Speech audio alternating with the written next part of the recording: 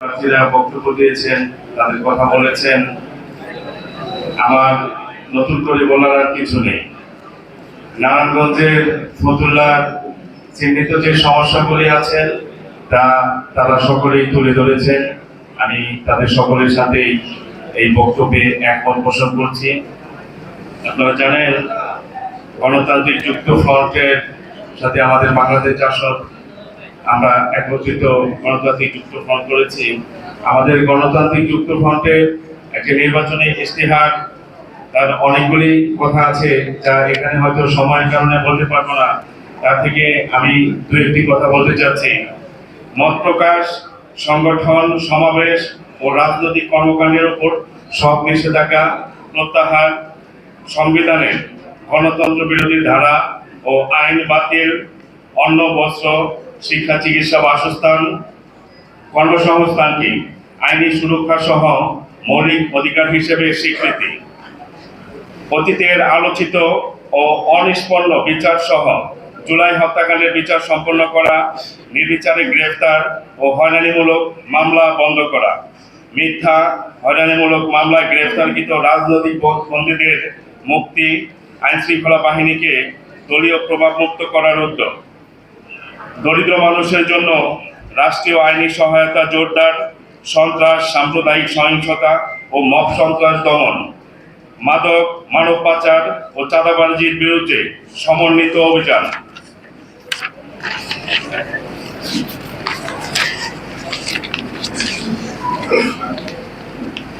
শিক্ষাকে বাণিজ্যিকরণ বন্ধের নীতিগত সিদ্ধান্ত, প্রাথমিক ও মাধ্যমিক স্তর পর্যন্ত অবৈতনিক ও বাধ্যতামূলক শিক্ষা কার্যকর, জড়ে পড়া রোধে উপবৃত্তি ও শিক্ষা উপকরণ সহায়তা, স্বাস্থ্যসেবাকে আইনি সুরক্ষা সহ মৌলিক অধিকার হিসেবে সংবিধানে অন্তর্ভুক্তকরণ, দেশের সকল মানুষের জন্য বিনামূল্যে প্রাথমিক স্বাস্থ্যসেবা ও জরুরি স্বাস্থ্যসেবা নিশ্চিতে সিদ্ধান্ত গ্রহণ ও বাজেটে অর্থ সংস্থান করা, জরুরি স্বাস্থ্যসেবাকে বিশেষায়িত চিকিৎসা হিসেবে গণ্য করে সকল সরকারি হাসপাতাল ও স্বাস্থ্যকেন্দ্রে জরুরি সেবা জোরদার, দেশের সকল মানুষের জন্য বিনামূল্যে সকল ধরনের স্বাস্থ্যসেবা প্রদান বাস্তবায়ন, অত্যাবশ্যকীয় ঔষধ জেনেরিক নামে উৎপাদন করে সরকার নির্ধারিত মূল্যে বিক্রি, ঔষধ পরীক্ষা ও চিকিৎসার অতিরিক্ত বাণিজ্যিক মুনাফা নিয়ন্ত্রণের উদ্যোগ,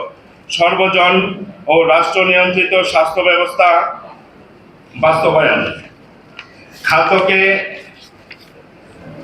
অধিকার ভিত্তিক রাষ্ট্রীয় দায়িত্ব হিসেবে ঘোষণা, কৃষকের কাছ থেকে ন্যায্য মূল্যে সরাসরি খাদ্যশস্য ক্রয়, খাদ্য মজুত ও বাজার স্থিতিশীলতায় রাষ্ট্রীয় হস্তক্ষেপ, শ্রমিকের কাজ, ন্যায্য মজুরি ও নিরাপত্তাকে মৌলিক অধিকার হিসেবে স্বীকৃতি, জাতীয় ন্যূনতম মজুরি ঘোষণা বাস্তবায়ন ও নিয়মিত হালনাগাদ, কারখানা ও কর্মক্ষেত্রে নিরাপদ পরিবেশ নিশ্চিত, নারী শ্রমিকদের জন্য বিশেষ সুরক্ষা ও মাতৃত্বকালীন অধিকার নিশ্চিত করা, নারী নির্যাতন, সহিংসতা, যৌন হয়রানি ও বৈষম্যের বিরুদ্ধে কঠোর আইন প্রয়োগ, কর্মক্ষেত্রে ও শিক্ষা প্রতিষ্ঠানে হয়রানি প্রতিরোধে কার্যকর ব্যবস্থা, নারীদের জন্য জেলায় জেলায় কর্মজীবী হোস্টেল নির্মাণ করা, যুবকদের কর্মসংস্থান ও দক্ষতা উন্নয়নে রাষ্ট্রীয় অগ্রাধিকার ঘোষণা, গণপরিবহনে অযৌক্তিক ভাড়া বৃদ্ধি,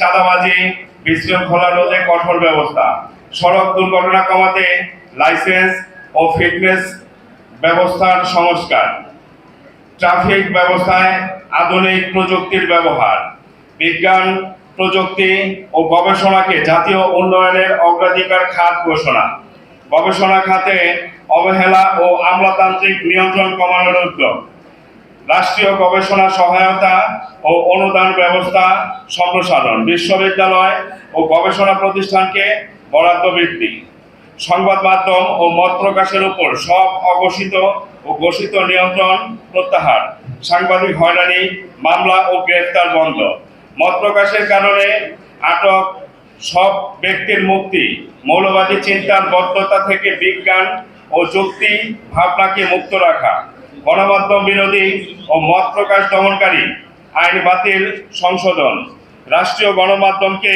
দলীয় প্রভাব মুক্ত করা। মতামত ও সাংস্কৃতিক মত প্রকাশ ও সাংস্কৃতিক কর্মকাণ্ডের উপর সব বাধা প্রত্যাহার।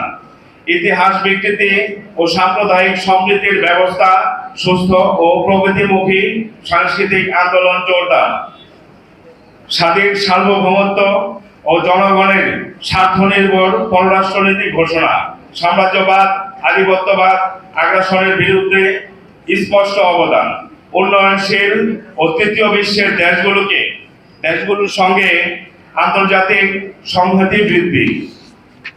তার সাথে আমি আর একটি কথা বলতে চাই। আমরা বিগত সময়ে যে নির্বাচনগুলি দেখেছি, নির্বাচন পরিচালনায় যারা ছিলেন এবং দলীয় প্রধানদের পক্ষ থেকে আমরা যে বক্তব্যগুলি পেয়েছিলাম, তা হাট ঘাট মাজার সব জায়গায় সয়লাভ হয়েছিল। ওই 10টা গুন্ডা 20টা গুন্ডা, নির্বাচন ঠান্ডা। আমরা এখন বিভিন্ন জায়গায় নির্বাচনী কার্যক্রম চালাতে গিয়ে দেখছি আমাদের যারা কর্মী সমর্থক আছে তাদের অনেক প্রার্থীর লোকেরা বিভিন্নভাবে ভয়ভীতি দেখাচ্ছেন, হুমকি দিচ্ছেন। আমরা ওই বিগত সময়ের যে নির্বাচন ছিল এই নির্বাচন আর দেখতে চাই না। আমরা একটি সুষ্ঠু, একটি শৃঙ্খল নির্বাচন, উৎসব মুখর নির্বাচন আমরা দেখতে চাই। এই বলে আমি আমার কথা শেষ করছি। ধন্যবাদ সবাইকে। আসসালামু আলাইকুম।